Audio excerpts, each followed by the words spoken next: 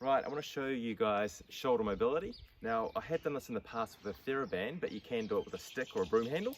So all you do is hold it at about shoulder width or a little bit wider, and wider still if you feel like you don't have much flexibility. And then you simply bring it all the way over and hopefully back. And then again. So what this does is it really opens up the chest, mobilizes the shoulder joint, which is really helpful for your running, to keep a more upright, open posture, which helps with breathing and therefore performance. But it's also really important as a micro pause during the day, because most of us are bent over and we need to really open it up. So just remember, TheraBand or a stick, as wide as you want or as narrow as you want. The narrower it is, the harder it is. And then just bring it all the way over, back, and forward again. And do that maybe 10 to 15 times to loosen everything up. This first exercise in the microcircuit is a kettlebell swing. So with the kettlebell swing, make sure you pick it up between your feet. So you're coming over, picking it up, and the swing starts from here. And what you want to do is not go into a squat. So it's more like a push forward with the pelvis and gaining some momentum.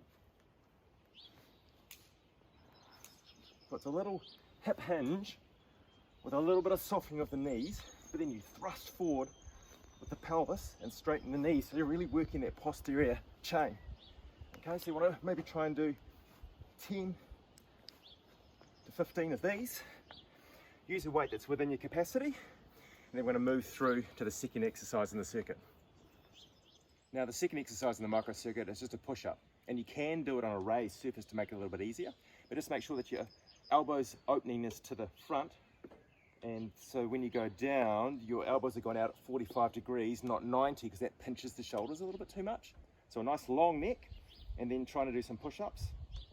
And again, maybe looking at doing anywhere between 10 and 20 of these.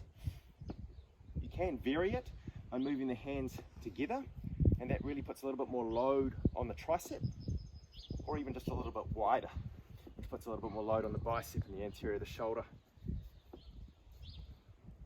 Okay, so push-ups, fantastic, and it's the second exercise in this little micro routine.